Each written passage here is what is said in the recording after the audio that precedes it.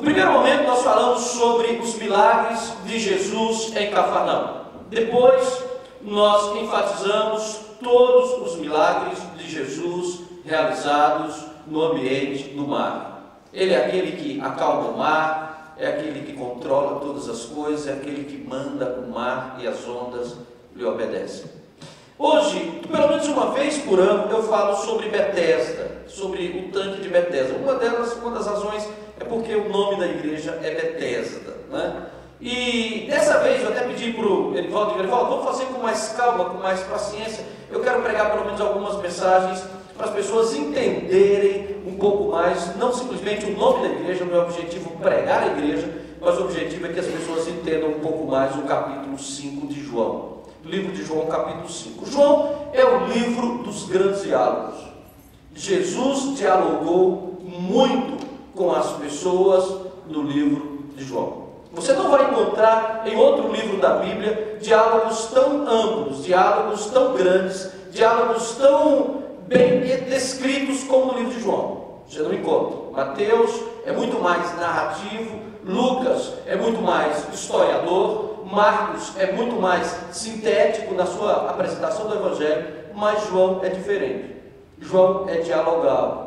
Jesus apresenta muitas vezes argumentos, os fariseus contra-argumentam, acontece um diálogo de convencimento. É por isso que todos concordam que o livro de João foi escrito para pensadores, para mentes filosóficas, para pessoas que muitas vezes são questionadoras e questionam alguma verdade sobre a existência do Evangelho. João capítulo 5 é assim. Na verdade, os diálogos são poucos, mas eles acontecem em alguns capítulos por inteiro. Por exemplo, nós temos João capítulo 3, quando Jesus começa basicamente dialogando com um doutor. É o único diálogo da Bíblia onde há uma reflexão entre Jesus e um doutor da lei que era Nicodemos. Mas Jesus não se deixa levar pela filosofia de Nicodemos, nem pelas suas muitas indagações. Jesus é objetivo com Nicodemos quando diz: Nicodemos, o que você precisa não é de filosofia, o que você precisa é nascer de novo. Às vezes as pessoas ficam nesse ambiente de discussão sobre o Evangelho e nunca chegam à essência do Evangelho, que é o novo nascimento. Mais adiante, logo depois, Jesus entra no diálogo longo com a mulher samaritana. E a mulher samaritana, ela não trabalha a questão de novo nascimento, ela não trabalha a questão filosófica da existência de Deus, do que Deus está fazendo, da presença de Deus, dos milagres de Deus. A mulher samaritana dialoga com Jesus sobre um problema, que era o problema da adoração. Tem gente que fala que a igreja é essa, tem gente que fala que a igreja é aquela, tem gente que diz que Deus está aqui, tem gente que diz que Deus está ali, para onde é que eu vou? Tem gente que não vai para lugar nenhum. E Jesus responde: na verdade, o que você precisa não é ficar sabendo onde as pessoas adoram Deus. Você precisa saber que o Filho de Deus está aqui com você e você deve adorar. Essa é a verdade básica sobre o capítulo 4. Jesus não entra na questão moral, Jesus não entra na questão étnica, das brigas, das picuinhas religiosas entre judeus e samaritanos, mas Jesus convida aquela mulher a ser uma adoradora do Deus verdadeiro. João capítulo 5 é diferente. Havia um homem, você pode ler o texto, nós vamos começar a ler o texto. Havia um homem que estava há 38 anos enfermo numa cama, num lugar chamado Betesda.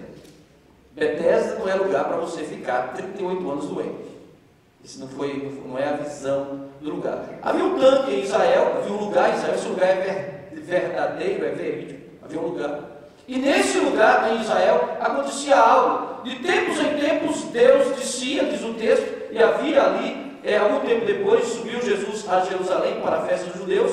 Há em Jerusalém, perto das ovelhas, o tanque que em aramaico se chama Betesda, tendo 5 entradas de volta, na verdade alpendres, e ali costumavam ficar grandes números de pessoas, doentes, inválidos, mancos e paralíticos. E essas pessoas esperavam o movimento das águas. De vez em quando descia o anjo do Senhor e agitava as águas. E o primeiro que entrasse no tanque, depois de agitadas as águas, era curado de qualquer doença que tivesse. Um dos que estavam ali era paralítico, fazia 38 anos. Betesda era uma bênção.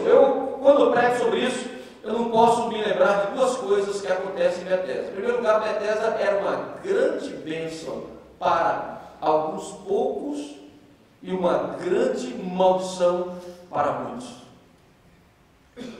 Nós não sabemos quantas pessoas existiam ali. Alguns calculam que algumas vezes tinham 5 alpendres, haviam ajuntamentos, podia chegar a 2, 3, 4, 5 mil pessoas.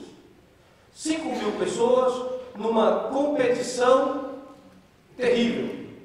Você imagine o aleijado correndo, o cego, quando aquela água se agitava, imagine o tumulto daquele lugar. De repente, 4.999 ouvi um grito: eu fui curado. Mas 4.999 voltavam para casa e pensavam naquela expressão: eu não fui. Betesda era um lugar, quando você começa a analisar, começa a ver, é um lugar que fala de lei, fala dos méritos, fala dos vencedores, fala daqueles que podem, daqueles que conquistam, que geralmente são poucos entre muitos. Mas o que mudou a história desse lugar não foi porque muitas pessoas ali foram curadas. Um milagre, de forma especial, aconteceu ali. E você vai observar que esse milagre que aconteceu, ele tem um longo debate. Jesus traça com os fariseus, depois ele começa no lugar da Betesda, depois o diálogo continua no templo, e depois do templo, Jesus faz uma exposição bíblica sobre por que as pessoas não creem nele. Ele termina o capítulo dizendo: se vocês crescessem em Moisés, ou crescem em Moisés, versículo de número 42, visto porém que não creem no que ele escreveu, como crerão no que eu digo? Jesus faz uma longa exposição de 40 e poucos versículos extratos por João. Por que as pessoas muitas vezes vivem no questionamento e nunca alcançam a fé?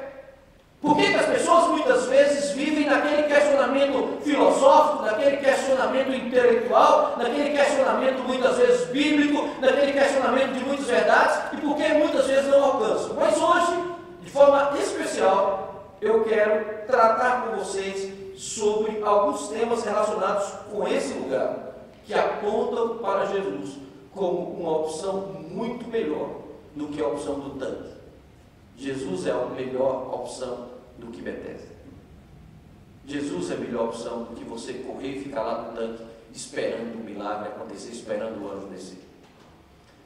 Em primeiro lugar, de vez em quando a gente aprende que ao longo da história Deus abre algumas fontes de milagres, de bênção e de graça ao longo da história. Existem períodos que são períodos bondosos de Deus na vida da humanidade. Mas algumas vezes existem períodos que são períodos muito difíceis na vida da humanidade. Eu estava analisando, vendo esses dias os documentários sobre Israel. Hoje a gente assiste quase que a guerra online, na verdade. A gente vê as coisas acontecendo. E às vezes eu medito sobre como muitas vezes existem alguns dias na vida da humanidade que são angustiosos. Mas eu sempre abri uma fonte. Eu sempre cuido da humanidade. Vem uma epidemia, Deus levanta alguém, traz a cura. Aí vem uma época de prosperidade. Aí de repente vem uma época de quebradeira geral, as coisas mudam e Deus de repente dá um novo período de prosperidade. Isso também acontecia muito com Israel. Alguém já disse que uma das maiores bênçãos da Coreia do Sul é a Coreia do Norte. Muitos dos analistas religiosos, principalmente nós somos presbiterianos, a maior igreja da Coreia, dizem que não tem jeito. Quando aquele louco aponta um míssil do lado da Coreia do Sul, a Coreia do Sul faz o quê? Se ajoelha. Ora. Toda vez que ele fala assim, vou botar fogo na Coreia, as vigílias da madrugada lotam. O perigo perto, a ameaça de morte, o medo de uma grande guerra, de um grande confronto, faz com que o país se dobre diante de Deus. Betesda, esse lugar, É uma fonte que Deus abriu. Não sabemos por que Deus fez assim. Mas Deus escolheu aquele lugar onde acontecia milagres. Não tinha nenhuma pedra, não tinha nenhuma estátua, não tinha nenhum santo, não tinha nenhuma pessoa que realizava milagre. Era algo que acontecia na água. Na água. A água se agitava e de repente alguém que chegasse ali, o primeiro que chegasse naquele lugar, era curado. Mas um dia havia ali uma história de um homem de 38 anos. Eu fico pensando, meu Deus, eu agora que estou fazendo 25, ainda falta 13 para chegar a 38. Imagine toda a minha história, né? Na verdade, se eu tirar 38 da minha vida, sobra uma infância bem pequenininha. Sobra pouco da minha infância. 38 anos deitado numa cama. 38 anos carente, 38 anos crente até. Ninguém sabe, alguma alma bondosa, um empresário, alguém resolveu construir ali um alpendre, porque de repente começou a ver que aqueles mendigos, aqueles homens ficavam tudo no sol, e alguém um dia passou por ali e falou, não, vamos construir pelo menos um lugar para essas pessoas ficarem, repousarem. E era uma multidão. E aquele homem vai vivendo ali. E ele vive 38 anos doente. 38 anos na cama. 38 anos numa maca. O sistema naquela época era pior do que o SUS de hoje. Havia muita enfermidade. De repente Jesus entra no tanque e faz uma pergunta para aquele homem, só diz uma hora, levanta-te e anda. Se você observar, eu gosto muito desse texto, desse versículo. Se você continuar lendo, diz assim, Jesus vai dialogar com o homem, olha, costumava ficar grande número de pessoas doentes, inválidos, cegos, mancos, paralíticos. Eles esperavam o movimento das águas. De vez em quando descia o anjo do Senhor e agitava as águas. O primeiro que entrasse no tanque, depois de agitadas as águas, era curado de qualquer doença que tivesse. Um dos que estavam ali era paralítico, fazia 38 anos. Quando viu deitado e soube que ele vivia naquele estado durante muito tempo, Jesus perguntou, você quer ser curado? Você quer ser curado? Imagine que às vezes as coisas de Deus são tão óbvias que elas são inocentes. É como se de repente, se fosse hoje, o menino dizer, estou aqui para quê? Não é verdade? Não era assim não? Não caiu a ficha ainda, não sabe o que eu estou fazendo aqui. O menino ia fazer desse jeito. Jesus. Pergunta simples. Você quer ser curado? Eu quero, mas não posso. Veja o que acontece. Ele diz assim, quando viu deitado, disse para ele, Senhor, não tenho ninguém que me ajude a entrar no tanque quando a água é agitada.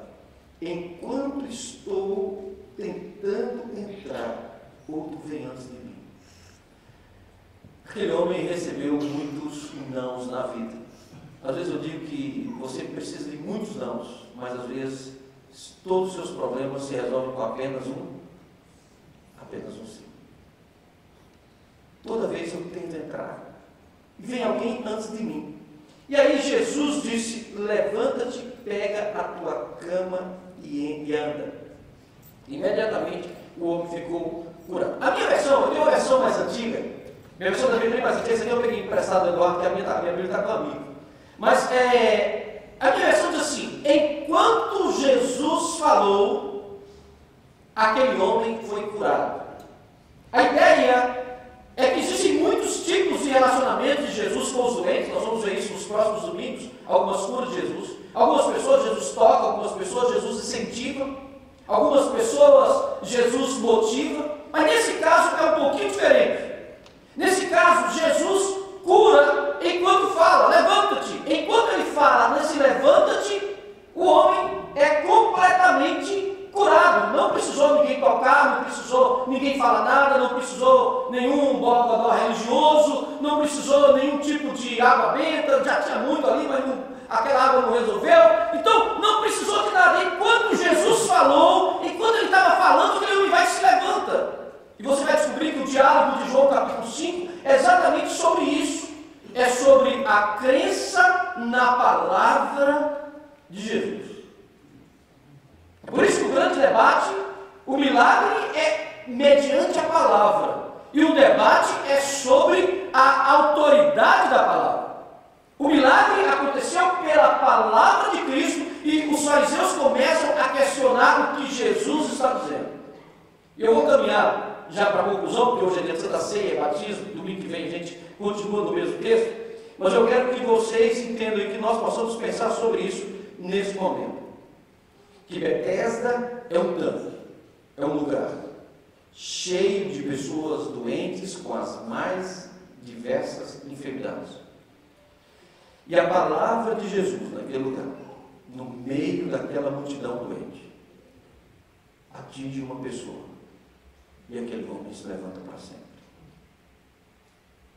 E depois acontece um grande debate, se nós devemos crer ou não devemos crer na palavra de Jesus. Hoje para nós, nesta manhã, na introdução dessas mensagens sobre o capítulo 5 de João, que fique para nós a referência do milagre, mas acima de tudo a referência de como devemos nos portar em relação à palavra de Cristo. E a referência é: nós devemos crer na palavra do Senhor Jesus. Amém? Bem, irmãos? Na Assembleia de Deus o povo estava mais animado, é verdade? Amém, irmãos? Amém. Nós devemos crer na palavra de Jesus. A minha palavra, ele vai dizer no capítulo 5, a minha palavra é vida. A minha palavra é vida. Ele fez isso e depois ele adverte sobre isso. Ele falou e o aleijado de 38 anos andou, para que nós soubéssemos que a palavra de Jesus é vida. Nós não queremos, desde quando eu pensei sobre quando começar a nova igreja, quando começar o projeto aqui, tem sido muito mais difícil, foi muito mais difícil do que eu imaginava. Mas a grande preocupação que eu tinha no coração é qual vai ser o foco da nossa mensagem, qual é o nosso objetivo. E desde o primeiro momento, lendo esse texto, Deus tem colocado no meu coração que o foco é Cristo, é a palavra de Jesus, a fim de que nós possamos crer nele e ter com ele comunhão. Comunhão que traz vida, comunhão que traz vida eterna, comunhão que traz vida para sempre com o Senhor Jesus. Que Deus nos abençoe. Amém. Vamos ficar de pé, vamos orar nesta manhã. Que Deus nos dê a bênção nesse momento. Querido Deus, nós te agradecemos, Pai, por esse dia. E te louvamos, Senhor, porque a tua palavra, em meio a um deserto de enfermidades, doenças e aflições, a tua palavra traz cura, a tua palavra traz vida, a tua palavra traz vida eterna. Ó Deus bendito, abençoa-nos nesta manhã e que a tua palavra fique nas nossas mentes e nos nossos corações, em nome de Jesus. Amém. Amém. Podem sentar.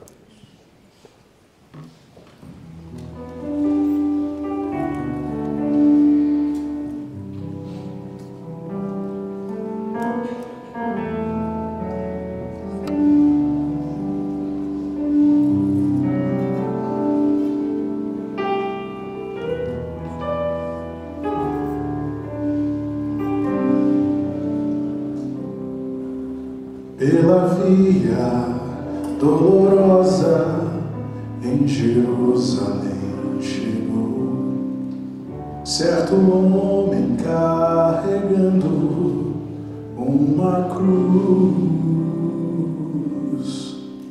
Multidões queriam ver o homem condenado a morrer.